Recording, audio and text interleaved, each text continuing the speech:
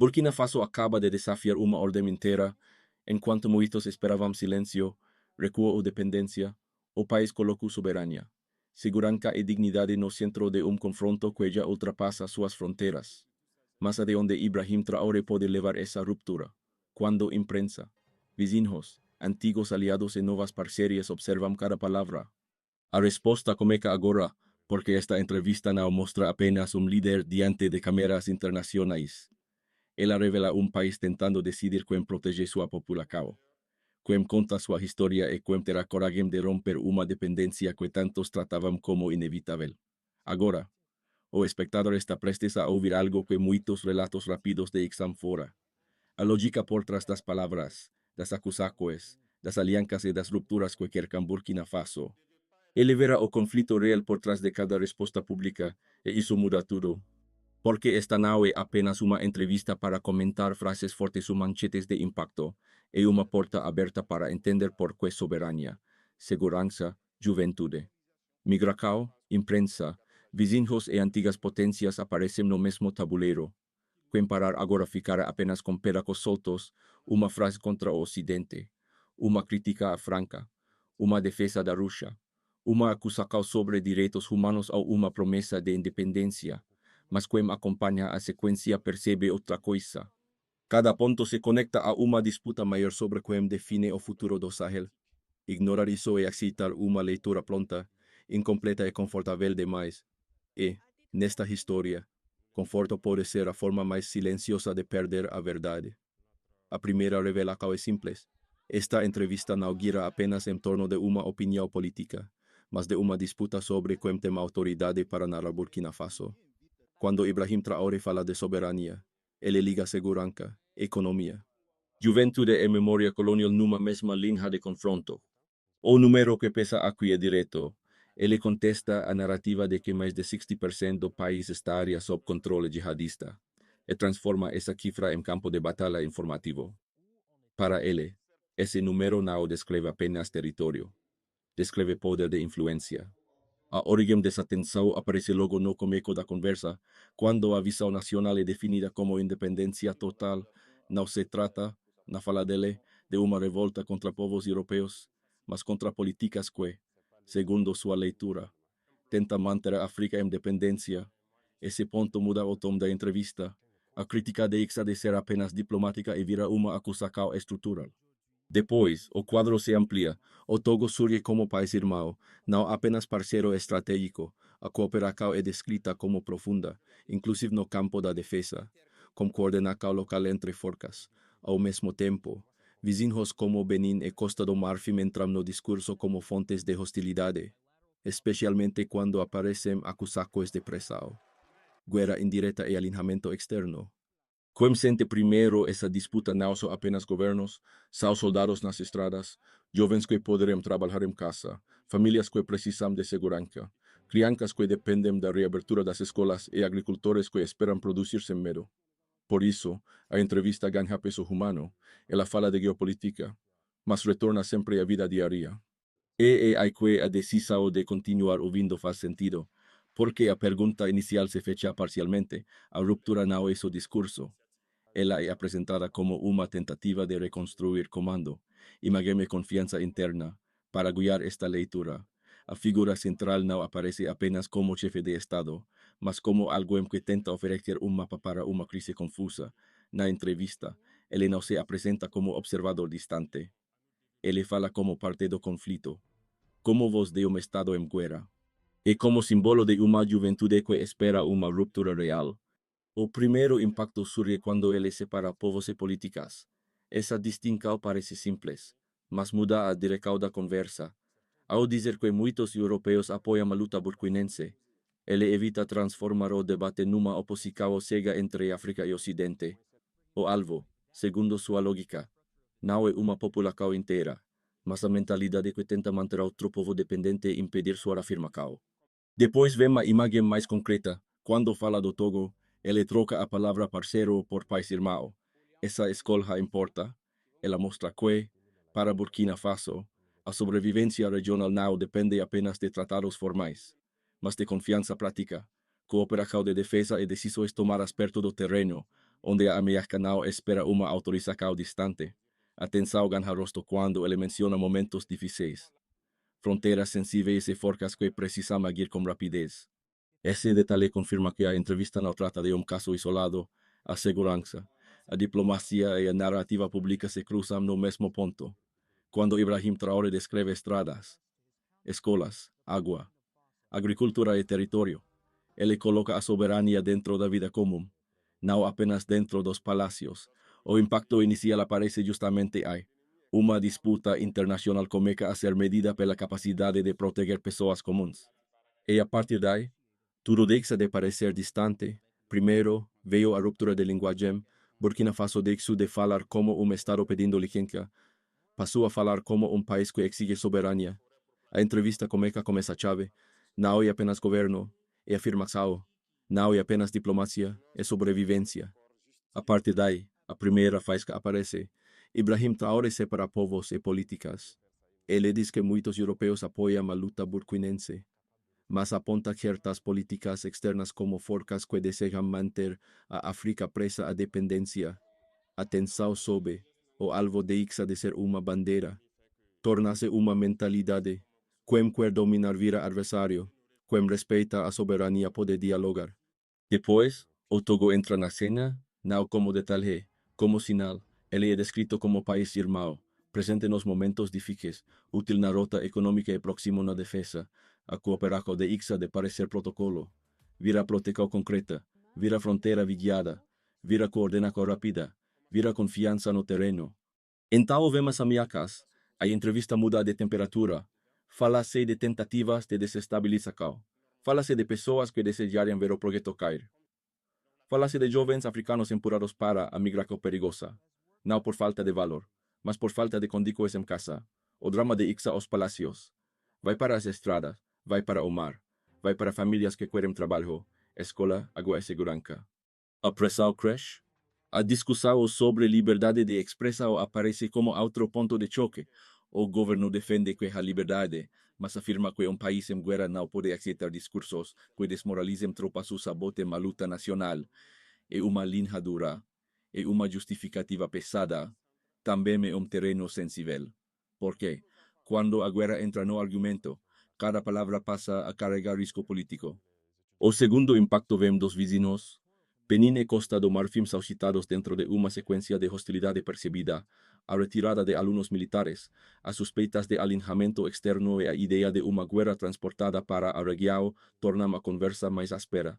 Não há suavidade, não há recuo verbal, há uma mensagem clara. Enquanto a mentalidade não mudar, a desescalada não depende apenas de Burkina Faso. A partir desse ponto, o conflito se espalha para outra arena, a imprensa internacional, as organizações de direitos humanos, as acusações contra forças locais. A resposta é defensiva e ofensiva ao mesmo tempo.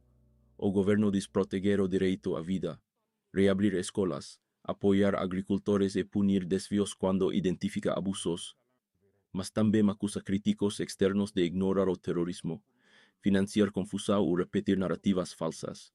O clímax chega quando a segurança vira prova de legitimidade. O discurso afirma que, antes, grandes cidades estavam ameaçadas e rotas estavam cortadas. Agora, o Estado reivindica circulação, reconquista e presença no território. A Franca é empurrada para fora do papel de árbitro. A Rússia aparece de modo limitado. Equipamentos, experiência, venda, não substitui cao. A mensagem final é seca. Ninguém deve lutar por Burkina Faso no lugar dos burkinenses. E o residuo fica, depois da entrevista, nada soa neutro. Cada estrada vira símbolo, cada escola reaberta vira argumento, cada crítica externa vira batalha narrativa, cada aliança regional vira teste de confiança. O país não aparece apenas reagindo, aparece tentando escrever uma nova sequência. Uma sequência sem retorno fácil agora. Os números entram como teste de realidade. Eles não aparecem para decorar o discurso. Eles servem para medir a distância entre a narrativa externa e a narrativa que Burkina Faso tenta construir por si mesmo. A primeira cifra é a mais explosiva. Mais de 60% do país teria sido descrito como estando sob controle jihadista. Esse número transforma a segurança em batalha de percepção nacional. Na entrevista, essa afirmação é rejeitada de forma frontal. A resposta não é apenas estatística, é política. Se a maior parte do território fosse realmente inacessível, a presença do Estado, as viagens internas, os eventos públicos e a própria autoridade central estariam em seque. Por isso, a disputa em torno dessa porcentagem pesa tanto. Ela não fala só de mapas, ela fala de legitimidade. O segundo dado vem da comparação temporal. Segundo a fala apresentada, no início de 2023, antes da retirada francesa, a ligação entre Bobo e Ouagadougou estava ameaçada, e áreas próximas de Kudugu teriam sido pressionadas a cerca de 5 quilômetros. Esse intervalo mostra a gravidade da linha de partida. Não é uma diferença abstrata, é a passagem entre um país descrito como cercado e um estado que agora reivindica circulação, reconquista e movimento por estrada. A mensagem é direta. Se o ponto inicial era bloqueio, qualquer avanço territorial se torna prova política. Depois surge uma medida de velocidade. As forças burkinenses teriam tomado Nadiago 1 ou 2 semanas antes da entrevista, segundo a narrativa apresentada. Esse prazo curto da sensação de avanço militar recente. A informação importa porque desloca o debate do passado para o presente. Não se trata apenas de dizer que houve melhora.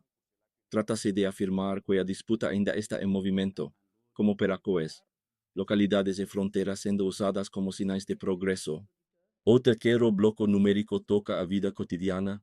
Na área da saúde, a fonte menciona perto de 40 centros já construídos, além de médicos a serem enviados para aproximar o atendimento das populações. 40 centros significam presença pública entrando em zonas esquecidas. O exemplo da gravidez reforça isso.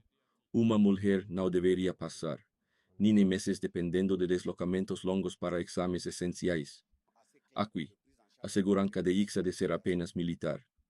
Ela vira hospital, estrada, diagnóstico e dignidade. Na educação, aparece outro número pesado. Salas com 100 e 200 alunos são citadas como imagem de um sistema sobrecarregado. Turmas gigantes revelam um futuro comprimido antes mesmo de começar. A resposta descrita é construir anfiteatros, reorganizar classes e preparar melhores condições para estudantes. Não é detalhe administrativo, é infraestrutura de confiança. É ainda a formação médica, apresentada por meio do programa de 1000 por 5 especialistas.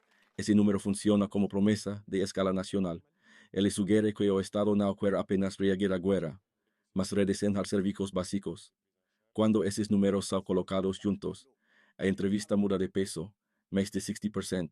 Início de 2023, 5 quilômetros, 1 ou 2 semanas, 40 centros, nem meses. 100 e 200 alunos e 1000 por 5 especialistas formam uma única mensagem. A disputa por Burkina Faso é medida no território, na informação e no corpo das pessoas. Por isso, esta parte não fecha com euforia, fecha com gravidade. Se os números estão certos, eles exigem atenção. Se são contestados, revelam algo ainda maior. Quem controla os dados também tenta controlar a realidade. Há uma leitura crítica que não pode ser descartada com pressa. Num país em guerra, concentrar poder, limitar certas vozes e tratar a imprensa ou organizar civis como ameaça pode parecer perigoso para quem observa de fora. Essa preocupação existe e merece ser colocada sobre a mesa sem caricatura.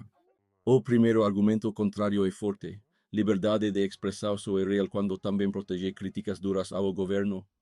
Se jornalistas, ativistas ou organizações independentes passam a ser vistos como instrumentos de sabotagem, o risco é transformar segurança nacional em justificativa permanente para silenciar desconfortos.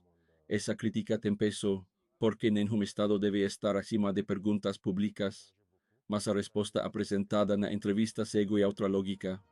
O governo afirma que Burkina Faso vive uma guerra, e que permitir discursos capazes de desmoralizar tropas ou favorecer redes hostis seria aceitar uma vulnerabilidade interna. A defesa não é de liberdade ilimitada, mas de liberdade com fronteira, especialmente quando soldados, escolas e civis estão expostos ao terrorismo. O segundo argumento contrário também é sério. Quando autoridades dizem proteger direitos humanos, precisam provar isso diante de acusações contra forças locais, incluindo os VIP. A dúvida é legítima. Em qualquer guerra, abusos podem acontecer, e negar tudo automaticamente destruiria a confiança, mas a entrevista não responde apenas com negação.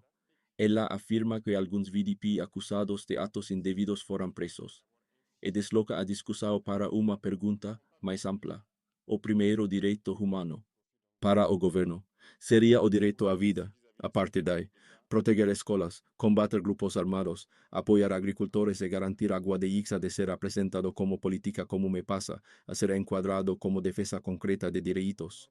Quando os dois lados são colocados juntos, a tensão fica mais clara, a crítica externa teme autoritarismo, a defesa interna teme colapso. Uma parte exige garantias contra abusos do Estado, a outra exige meios para impedir que o Estado seja desmontado por guerra, propaganda e infiltração. A maturidade está em não fingir que essa disputa é simples. O ponto decisivo é este: soberania sem controle pode endurecer demais, mas liberdade sem segurança pode virar promessa vazia. O ponto central é soberania. Mas soberania, aqui, não aparece como palavra bonita para discurso oficial. Ela surge como uma fronteira viva entre depender e decidir. Na entrevista, cada tema volta a esse mesmo núcleo. Quem vende armas, quem controla a narrativa, quem atravessa fronteiras, quem define liberdade, quem abre escolas, quem protege aldeias e quem fala em nome de Burkina Faso diante do mundo. Por isso, Ibrahim Traoré não trata a segurança como assunto separado da economia, da juventude ou da diplomacia. Quando ele fala de migração, aponta para jovens que não deveriam arriscar a vida no mar apenas para sobreviver. Quando fala de Rússia, insiste que nenhum aliado deve lutar no lugar dos burkinenses. Quando fala de Franca, rejeita a ideia de tutela permanente. Quando fala dos vizinhos, transforma desconfiança regional em alerta político. É nesse ponto que a entrevista muda de escala, ou que parecia uma defesa nacional vira teste continental. Se um país pequeno consegue dizer não, outros podem perguntar por que ainda dizem sim, e essa pergunta assusta mais do que qualquer manchete, porque toca interesses, rotas, alianças e imagens construídas durante décadas. Aqui se paga a pergunta deixada no ponto anterior. Se um país pequeno consegue dizer não, o impacto não fica dentro de suas fronteiras, ele começa no Estado. Passa pela população, alcança os soldados, toca a juventude e depois chega à região inteira. Para o Estado burkinense, a consequência mais direta é a reconstrução da autoridade. Na entrevista, segurança não aparece como estatística distante, mas como presença concreta. Circular por estradas, retomar localidades, abrir escolas, levar saúde para regiões afastadas e impedir que decisões nacionais sejam ditadas fora do país, essa é a aposta central. Se o governo consegue provar presença, a soberania deixa de ser uma palavra e vira experiência diária, mas o risco também cresce. Quanto mais forte é a promessa de controle, maior é a cobrança por resultados, transparência e proteção real. Para a população, o efeito é ainda mais sensível, o cuidado como não mede soberania em discursos internacionais. Mede em água, escola, estrada, atendimento médico, segurança no mercado e possibilidade de trabalhar sem fugir. Quando a entrevista fala de agricultores, crianças, mulheres grávidas, jovens migrantes e famílias ameaçadas pelo terrorismo, ela transforma a geopolítica em vida cotidiana. A mensagem é clara: uma independência que não chega à aldeia continua incompleta. Por isso, o projeto defendido por Ibrahim Traoré depende menos da força das frases e mais da capacidade de mudar rotinas concretas. Para o exército, a entrevista coloca uma responsabilidade pesada. A defesa do território é apresentada como tarefa burkinense antes de qualquer ajuda externa. Rússia, China ou Turquia podem vender equipamentos, ensinar uso técnico ou trocar experiência, mas não substituem quem conhece o terreno. Esse ponto fortalece o orgulho nacional. Também aumenta o peso sobre soldados, voluntários e comandantes. Se a guerra é deles, a vitória também será cobrada deles. Para a região, o impacto é mais amplo. O Togo aparece como irmão estratégico. Benin e Costa do Marfim surgem dentro de um campo de desconfiança. A Franca é rejeitada como tutora, a Rússia é limitada ao papel de fornecedora e parceira, não salvadora. Assim, Burkina Faso tenta redesenhar sua posição no Sahel sem aceitar o velho manual de dependência. E para a narrativa internacional, o choque talvez seja o maior. A entrevista disputa mapas, porcentagens, acusar coisas e imagens. Ela diz que a realidade não será definida apenas por veículos estrangeiros, organizações externas ou antigas potências. A aposta é dura, controlar o território e controlar a própria história ao mesmo tempo. Esse é o verdadeiro payoff. Não se trata só de Ibrahim Traoré. Trata-se de saber se Burkina Faso conseguirá transformar ruptura em Estado funcional. Soberania em serviço público e orgulho nacional em futuro concreto. Agora vem a pergunta que nenhum mapa responde sozinho. O que acontece se essa linha de autonomia continuar avançando? Se Burkina Faso conseguir transformar segurança em presença real, então a palavra soberania deixará de depender de discursos.